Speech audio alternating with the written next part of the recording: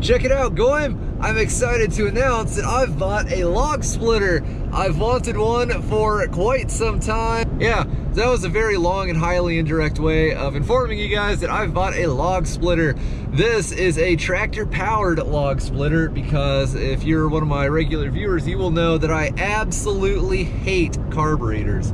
I despise the things. I have nothing but problems with them. It's a major battle for me just to keep anything with a carburetor on it running. And quite frankly, I already have enough stuff to maintain, so I was like, I'll just get one that runs off the hydraulics on a tractor. Now, I don't really know. Oh, tractor's sitting in the weeds over there. I got to thinking about it. I was like, you know, two of my tractors right now push like 20 plus gallons a minute of hydraulic flow. So, you know, it's not like I'm trying to run this off of a, you know, little compact machine or whatever. And so, I mean, it should be fine. The other thing is, you kind of have to ask yourself, I'm only doing maybe a few cords of wood per year. Right now, not even that much. Right now, just enough to heat the shop with a wood stove. But, you know, I hope to build a house that'll be largely heated, if not entirely heated by wood. And I know that sounds like a pain, but I like the more self-reliant aspect of that. And I live in Texas, so it's not like we have to feed a wood stove for 8 months out of the year here. So it shouldn't be that bad. Anyway, I got to thinking, I was like, even if it is a little slower, it's dirt cheap. I paid $250 for this thing, and it looks like, you know, that's probably at least a 4-inch cylinder on it. It's in really good shape, a little dirty, but it's all solid.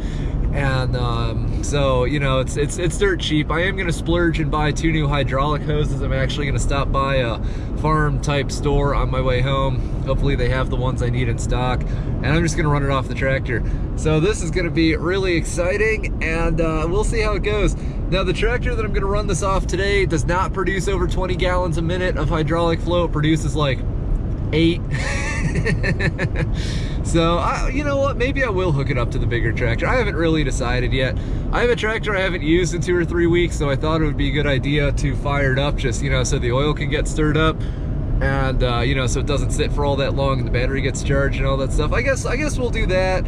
And if that's just too painfully slow, then I'll use the bigger one. But whatever the case, yeah, let's see what happens. All right, well, that could have gone a million times worse. Check this thing out. I was looking at it. I actually didn't realize it had this feature. It's got this handle here that's spring loaded, so we can give it a good shove. Oh, it's hard to do this one-handed. You get the idea.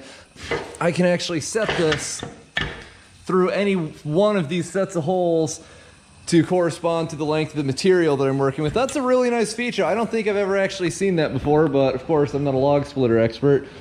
It's got this knife, wedge, whatever you call it, which is actually reasonably sharp. It looks like it's made out of 1/2-inch plate steel.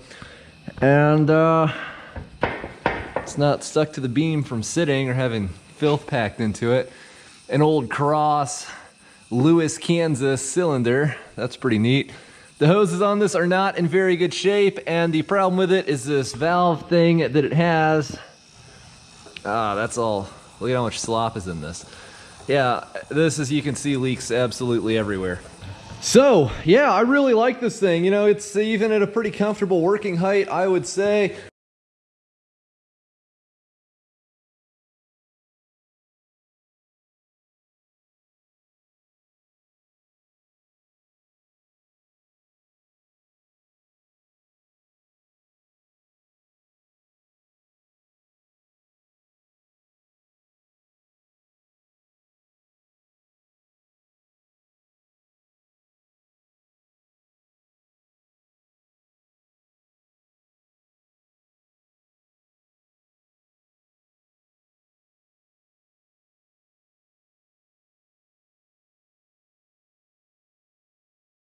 All right, so I got this thing fixed up. I got the various forms of leaky junk off of this. It looks a lot simpler and straighter and cleaner now.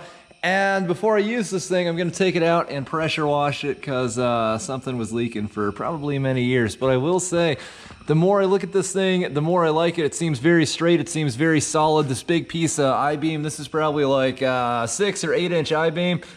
It's pretty much straight as an arrow, and this thing is made by Spico Products, which I think still exists. I think they actually still make log splitters for some of the, you know, big box stores and whatnot. Yeah, so that's that. Let me show you what I did to this thing. Obviously, there's some new hoses here. Now, some of you guys know that the main thing that kills hydraulic hoses, there's two things. There's vibration, like across things. If this hose was running across a flat piece of steel on this machine, and every time the cylinder's actuated, the hose flexes like that, that wears it down. And the other thing is exposure to the weather, especially the sun. So what I do is I get this super tough nylon hose wrap, and it's really cheap. It costs like a fraction as much as the hose does, and it will make these things last pretty much forever because it encapsulates them in this. I also use some big heavy-duty zip ties just to keep that stuff from walking back down the hose and exposing it to the sun. And I tape up the end real nice here. And for anything that is only used a handful of days a year tops, it's really important to put these little, I think they're neoprene, you know, covers on the hydraulic quick connects so we don't get dirt and stuff down in there. So this should be pretty much ready to work for a good generation or two before these before these hoses wear down. You know, it seems like a little thing. I really can't overstate how important it is to protect hydraulic lines from the sun. You know, on that backhoe that's parked out there, mechanic Steve and I, we pulled a hose out of the boom on that thing, like it's encased in the steel backhoe boom. We think it's the original hose, so it's like 50 years old, and we put it back in because there's nothing wrong with it. I'm telling you, the sun is what kills these things. So anyway, got that done, and I think this is pretty much ready to hook up, wash off, and try out, and I'm really, really excited because, how about that? Wise County something something, Decatur, Texas, which is actually really close to where I bought this. Case Massey Ferguson dash something. Hopefully the pressure washer doesn't destroy that sticker. But wow, I wonder how old this thing is, just out of curiosity. But I will say, it's looking pretty good to me. We're gonna try it out, I guess. And right now, at this point, I have approximately $340 dues in this, including the new hoses and all those parts, and the fuel to go out and pick this thing up, roughly maybe $350, or about half to a third the value of the firewood that I got for free that's sitting in my yard right now. We got all these big sections out here that I showed you. I think I'm being eaten by a mosquito. There's a bunch of firewood in that red trailer, and I've got an 8x12 trailer that's like got a massive heaping load of firewood on top of it. And it's all free because it's July in Texas, and I found somebody who had a tree that needed to come down, and they were essentially giving this to anybody who showed up. So this is something I've talked about before. I know this is the most rambly and indirect getting to the firewood splitting process video in the history of YouTube, but it is really important that you buy everything seasonally if it's an outdoor or an agricultural machine. I bought some tractor implements in like January for probably 40% off what they're worth right now. And the log splitter, I mean, that's probably worth twice that in the winter. And then I got a small mountain of free firewood because there's not many people looking for firewood in July in Texas. So I'm probably not going to have a chance to jack with this for a few days because I need to get that field done. But I can't wait to hook this up and see what happens.